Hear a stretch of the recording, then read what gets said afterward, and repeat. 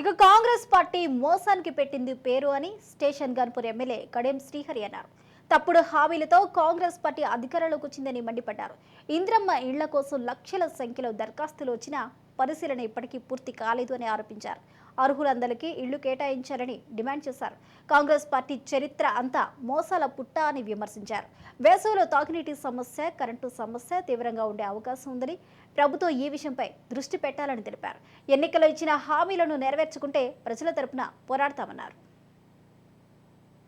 మార్చి 31 వరకు రైతు బంధు మొత్తంగా రైతుల ఖాతాల్లోకి జమ చేస్తామని ముఖ్యమంత్రి గారు ప్రకటించారు.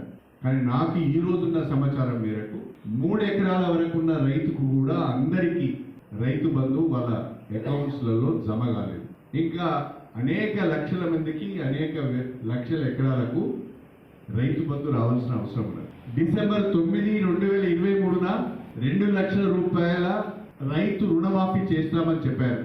ఆ రైతు రుణమాఫీ పైన స్పష్టత లేదు. రైతు రుణమాఫీ లేదు, రైతు బంధు లేదు, వ్యవసాయానికి సాగునీరు లేదు, కరెంటు సరిగా లేదు, సరిగా రావడం లేదు. రైతు పూర్తిగా ఆగమాగమయ్యే పరిస్థితి వచ్చింది. దీనిపైన రాష్ట్ర ప్రభుత్వం శ్రద్ధ పెట్టడం లేదు.